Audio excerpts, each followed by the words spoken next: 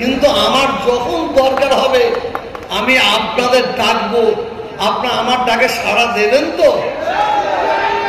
ওই হাত মুনাফেকি হাত তুলবেন না, অনেকে মুনাফেকি হাত তুলবেন। বাপ একটা, কথা একটা থাকবে, তবে আপনাদের নিয়ে মিসইউজ করব না। হাত নামান। আপনারা জানেন না বাংলাদেশে ইন্টারন্যাশনাল বিশ্বা, ইন্টারন্যাশনাল লেখিকা নয়, ইন্টারন্যাশনাল ব্যবসা, যার নাম হচ্ছে ওই মহিলা তাসলিমা নাসরিন, আমার রাসূল পাক সাল্লাল্লাহু আলাইহি ওয়াসাল্লাম সম্পর্কে এমন এমন ভাষা ইউজ করেছে, দ্বিখণ্ডিত বইটা খুললে আপনারা পাবেন। আমি বলতে পারবো না। তাসলিমা নাসরিনকে এদিকে গেল কেউ জায়গা দিচ্ছে না, ওদিকে জায়গা দিচ্ছে না, এদিকে জায়গা দিচ্ছে না। কোথায় জায়গা পেল? পশ্চিম বাংলায়। বাহ! পশ্চিম বাংলার মুখ্যমন্ত্রী বুদ্ধ জ্যোতি বসু ক্ষমতায় আছে, তাকে জায়গা দিয়েছে। বা আমার নবীকে গালাগালি করবে আর আমরা বালিশে মাথা দিয়ে ঘুমাতে পারি? হ্যাঁ, আমি নিজে বুদ্ধদেবের কাছে গিয়েছিলাম। কোরআনের মজলিসে মিথ্যা বলবো না, বাংলার পুরো মুসলমান যায়নি। আমি নিজে বুদ্ধদেবকে বললাম, আপনারা ওই ইন্টারন্যাশনাল ব্যবসাটাকে কেন ডেকে দিয়েছে? বাংলায় আগুন জ্বালাবার জন্য? আমাদের নবীকে, আমাদের ইমান, নবী আমাদের ইমান, তাকে গালাগালি করবে আর তাকে আমরা চুমড়ো বসে থাকবো? হতে পারে না। বলে পীর সাহেব ঠিক আছে, দেখে নিচ্ছি। সোমেন মিত্র তখন কংগ্রেস ছিল, তাকে বললাম, তিনি বললেন পীর সাহেব দেখে নিচ্ছি। বিরোধী দলের নেত্রী মমতা ব্যানার্জি ছিল, তিনি বললেন দেখে দিচ্ছি। করতে করতে 6 মাস কেটে গেল। আমি বললাম, আপনাদের 6 মাস টাইম দিলেন, ঠিক আছে, আমি 3 ঘন্টা টাইম দিচ্ছি, এবার আমিও দেখে নিচ্ছি। আমি বাংলার মানুষকে বলেছিলাম, প্রত্যেকটা জেলায় আপনারা পথ অবরোধ করুন। আমি কলিকাতায় 7 পয়েন্টে গিয়েছিলাম। 24 পরগনার বহুত মানুষ আমার কাছে সঙ্গে ছিল, আমাকে জেলে ঢুকিয়েছিল। চারিদিকে যেন হই হই ব্যাপার, মানুষকে ধরে রাখতে পারছে না। তোহা সিদ্দিকীকে অ্যারেস্ট করেছে, লাজবাজের খবর গেল। 24 পরগনা ওই পুলটির পাশে একটা জায়গা আছে, আমাদের হাফেজা কুদা সামলা, হারোয়া জায়গার নাম কি?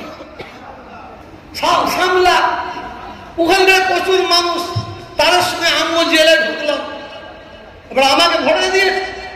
হঠাৎ দেখি কয়েকজন পুলিশ অফিসার এসে বলছে, তোহা সিদ্দিকী কে আছে? আমি ওদের বলছি, খবরদার আমার নাম বলবি না, আমার নাম বলবি না। পুরো মনে করছে হুজুরের নাম বলতে হয়তো আমাদের ব্যয় করতে হবে। তোহা সিদ্দিকী কে আছে? একজন বলেছে ওই তো। আমার বলছে, আপনি বাইরে আসুন, আমি যাবো না, আমি বাইরে যাবো না, একটু আসুন, আপনি ভেতরেই থাকবেন, একটু কথা বলবো। ওরা আমাকে ধুকা মেরে বের করে দিল, বাকি সব ভরে দিল। আমি প্রতিবাদ করেছিলাম, আল্লাহ শকর, যেদিন প্রতিবাদ করেছি সেই দিন সন্ধ্যা বেলায় তাসলিমা নাসরিনকে, ওই বেশ্যা মেয়েটাকে বিশেষ ট্রেনে করে নিয়ে যাওয়া হলো রাজস্থানে। প্রতিবাদ। আমি তো বলি আজকে দেখবেন, একটু হাসতে হাসতে বলি, একটা মৌলানা সাহেব ওয়াজ করছে, মাইকে উঠে বলছে, গোল টু বি জায়েজ। আর একটা মৌলানা উঠে বলছে, না না, লম্বা টুপি জায়েজ। তারপরে আরেকটা মৌলানা উঠে বলছে, না না, 5 কলি দিয়া টুপি জায়েজ। আর একজন জীবনে টুপি মাথায় যায়নি, সে টুপিটা খুলে বলতে, সারা টুপি মাথায় ঢুকে। কথা বুঝতে পারছেন? টুপি মাথায় দেবো না।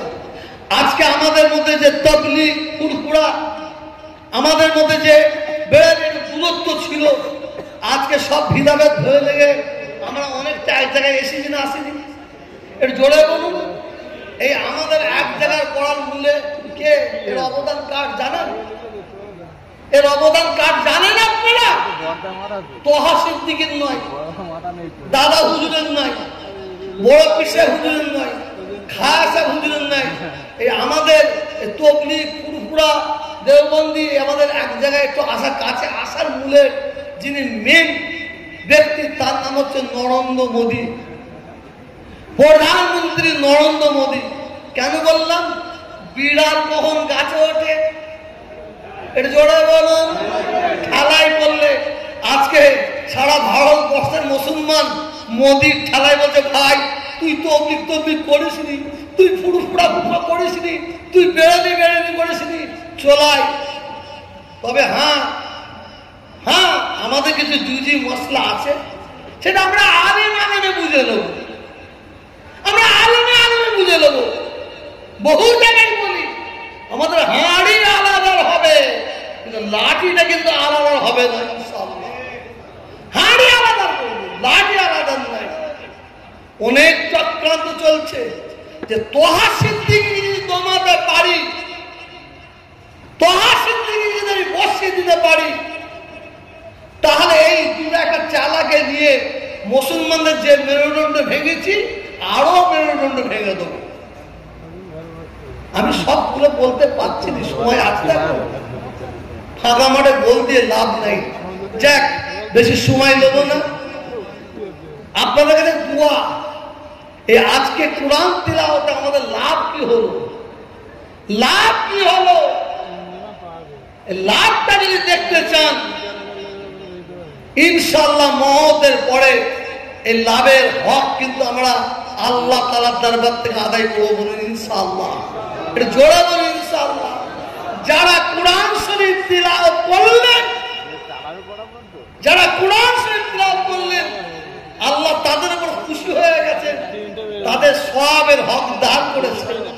আর আমরা বসে বসে যারা শুনেছি, আল্লাহ আমাদের উপর খুশি হয়ে গেছে, আল্লাহ আমাদের সওয়াবের হক দান করেছে। কোরআন শরীফ যদি পড়তে না পারেন, অন্তত হাফেজ সাহেবদের পাশে বসুন, বসে বসে কোরআন শরীফ তিলাওয়াত শুনুন, কোরআন শরীফ তিলাওয়াত শুনুন, এত লাভ আছে। আজকে এই মজলিস থেকে আমরা প্রত্যেকে শপথ নিন, আজকে ধন্য মায়ের ধন্য ছেলেরা, ধন্য বাপের ধন্য ছেলেরা আল্লাহর কোরআনকে বুকে নিয়ে সুন্দরভাবে কোরআন তিলাওয়াত করলেন। আমরাও আমাদের ছেলেদের, আমাদের বাচ্চাদের আমরা এইভাবে সুন্দরভাবে কোরআন তিলাওয়াতের শিক্ষা দেব। আমার বড় মেয়ে আমার নাতি, সে কোরআন শরীফ হেফজ করছে, 10 পারা হেফজ হয়েছে। দোয়া করবেন আল্লাহ তাআলা যেন তাকে হাফেজ করে, বলুন আমিন। কেন আমাদের পরিবারে, দাদা হুজুরের পরিবারে কোনো মহিলা মেয়ে হাফেজ নাই, কোনো মহিলা মেয়ে হাফেজ নাই। আমার খুব ইচ্ছা করে হাফেজ করার। আমার দাদা হুজুর কেলার পরিবারে কেউ ডাক্তার নাই, কেউ ডাক্তার নাই। আমার মেয়ে ডাক্তার পড়ছে 3rd ইয়ার, তার জন্য আপনারা দোয়া করবেন। আমার বড় মেয়ের জন্য দোয়া করবেন। আমার পেটকো শুধু খায়, ঘুম থেকে উঠে খাচ্ছে। হ্যাঁ, আমার এই ছেলের জন্য দোয়া করবেন। আমি মরে যাওয়ার পরে এও যেন আপনাদের খেদমত করতে পারে, দোয়া করবেন। আমার আহলিয়ার জন্য দোয়া করবেন। বিশেষ করে আমার বাপের পরে, খুদার কসম খেয়ে বলছে, আমার বাপের পরে, আমার আব্বাদের পরে জানাকে আমি সম্মান দিই, জানার জুতো আমি মাথায় দিয়ে ঘুরবো, তিনি হচ্ছেন পীর ইসমাইল সিদ্দিকী ভাই সাহেব কেবলা। ইনিও অসুস্থ আছেন, আপনারা দোয়া করবেন আল্লাহ যেন ওনাকে সুস্থ করে দেন। বলুন আল্লাহুম্মা আমিন। আমি আর বাড়তো বাড়াবো না বলে উনি বাড়ি ফেলছি, মনে মনে যা হচ্ছে বুঝতে পারছি, আর বাড়াবো না। একটাই বক্তব্য রাখবো, হাফেজ সাহেব, কারি সাহেব, আমার জাজ সাহেবরা যারা এসেছেন, আপনারা যারা এসেছেন এখানে, যেভাবে খেদমত করার দরকার, যেভাবে আপনাদের আপ্যায়ন করার দরকার, হয়তো সেইভাবে আমি করতে পারিনি। আমাদের আপ্যায়নের খেদমতে যদি কেউ দুঃখ ব্যথা কষ্ট পেয়ে থাকেন, আল্লাহ রাস্তা আমাকে মাফ করে দেবেন, আল্লাহ রাস্তা আমাকে মাফ করে দেবেন।